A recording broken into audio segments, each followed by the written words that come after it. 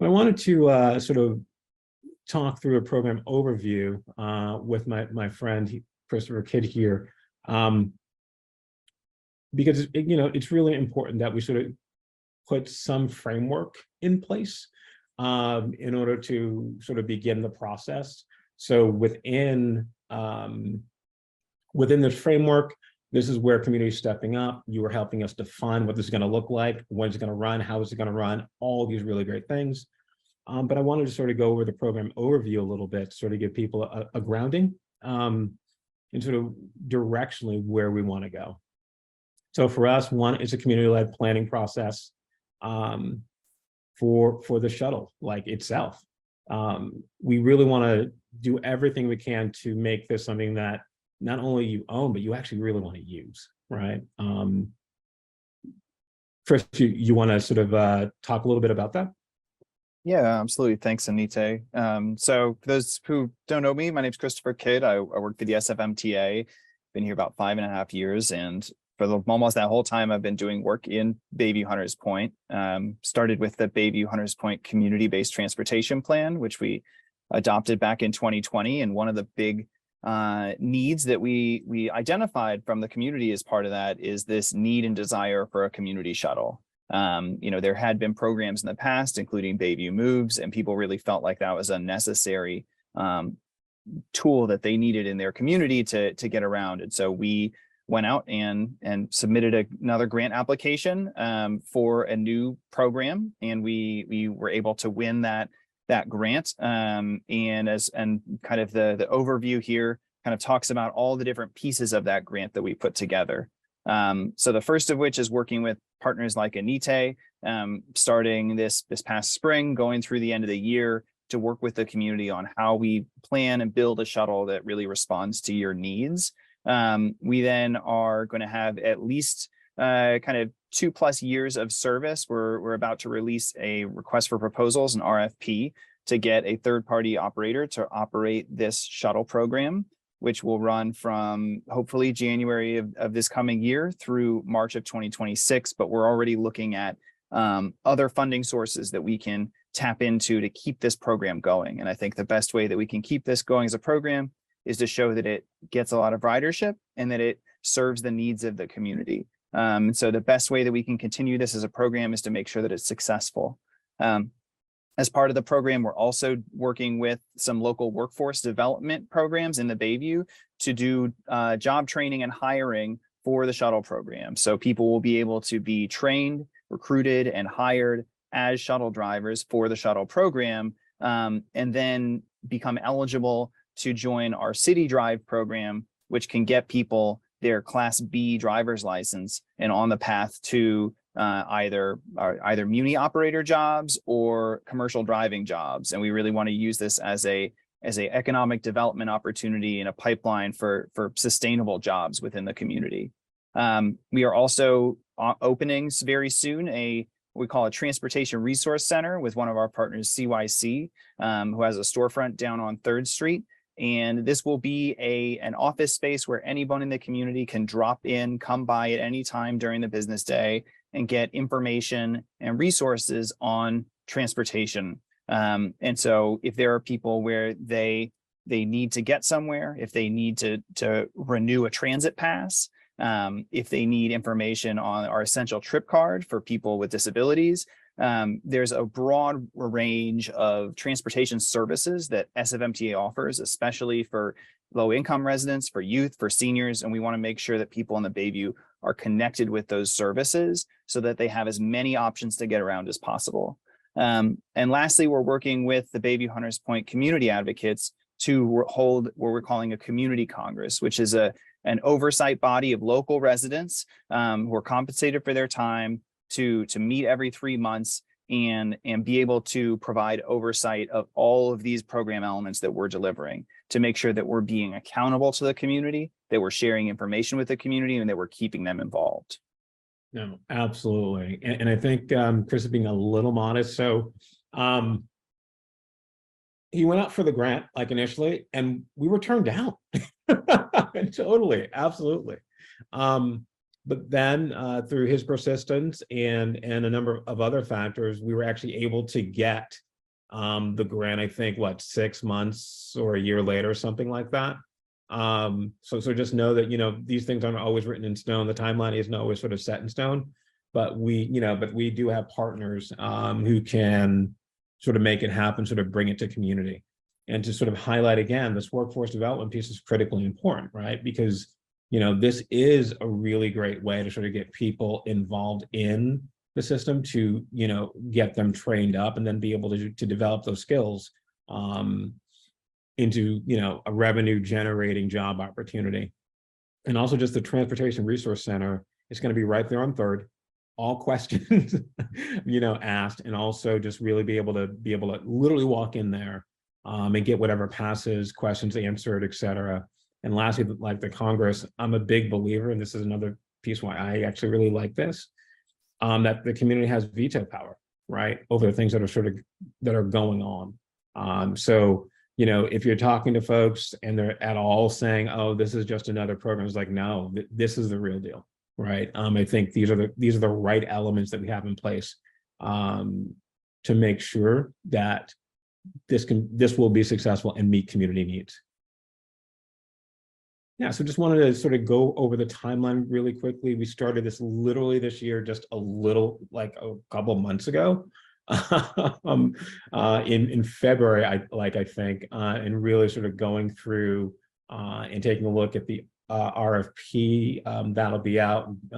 Then starting with workforce development soon, the Transportation Resource Center, and then hopefully by the fall, Chris, maybe the timeline has expanded like a little bit, but being able to select the vendor who we might be sort of using for a shuttle, and then really sort of start like our marketing and some of that next level engagement around there. But I think in general, this is what we're sort of looking at and really want to be able to currently have funding, like Chris said, to go through sort of mid 2026.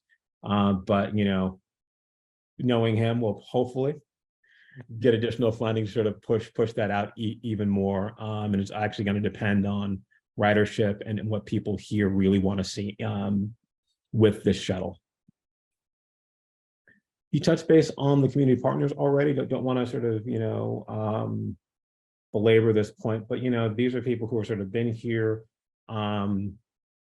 who want to sort of continue to help out. And I know I'm available, other people are available, and totally want to expand this list to the extent that we can actually get additional surveys and more feedback in.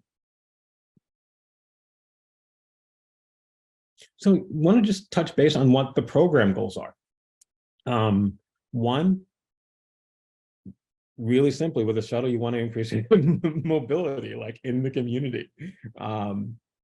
It's going to be extremely important there. You give more people options to get around in the community that they live in. You lock up or you unlock, I believe, potential that's there. Chris, you want to take the next one? Yeah, we also, we really want to use this as a program to improve health outcomes for the Bayview. The Bayview is one of the neighborhoods with the highest rates of asthma within the city, and really disparate health outcomes. And, part of that is finding ways to reduce our emissions. We know that private vehicles are the largest source of emissions in the city, and being able to provide people with an alternative option for driving trips and ways to supplement other trips, being able to connect to transit and rapid transit can really help reduce overall emissions. And we can also use the shuttle to help health outcomes by connecting people to things like outdoor recreation, like neighborhood parks, like India Basin Park or Candlestick Park, or locations that today may be a little bit difficult for you to be able to reach, and being able to take advantage of those outdoor spaces can help people with their own health and wellness. No, absolutely. And of course, like we talked about, being able to invest in community to create jobs. So this whole idea of, hey, we have an RFP out, anyone can sort of apply for it, of course, but a huge part of that is the workforce development piece, right? We want to be able to train up our local folks And thank you, Wendy, for sort of stating this. I like the concept of workforce training, shuttles, and drivers. However, I like to make sure that there's a clear track to a good paying job to minimize turnover. I think that's something great. We're definitely sort of going to include this, and especially when we sort of send out the survey sort of post the webinar, please put that in. So Chris was just talking about all these really great things that we can do. We think being able to connect to, things like Indian Basement Park, Bayview Park, Candlestick are great options, but we need to hear it from you, right? Like from community. And I know that that's actually come in some of our surveys, but if that's important to you, just let us know. Connecting new residents to transportation services.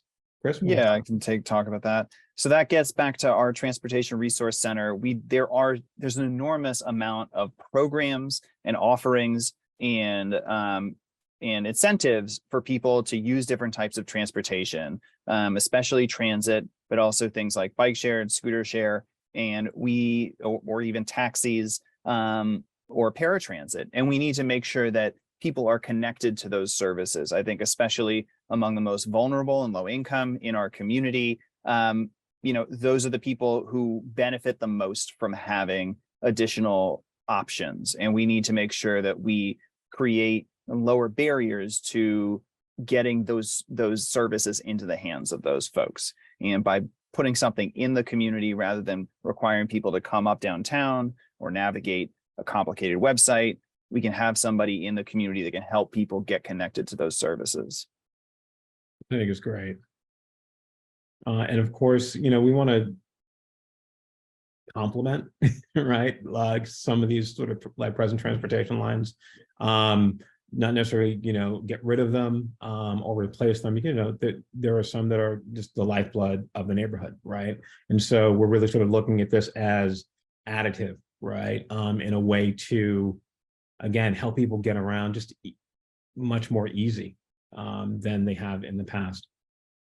And of course, we want to build community relationships and ensure community control through the Congress. Anything else that I might have missed, Chris? No, I mean, I think, just on the transit side, we'll get into like what the shuttle is and how it works. But, we know that in other communities and other neighborhoods, dynamic shuttles have been introduced by transit agencies as a replacement for existing transit lines that get taken away. And we want to be really adamant and clear from the beginning with the community that this is in no way meant to replace any Muni lines that exist today. And that we really want this to be a service that works with our Muni lines. And we're actually collecting data from these trips to help figure out how we can improve our existing Muni line routes and service plans. That's great.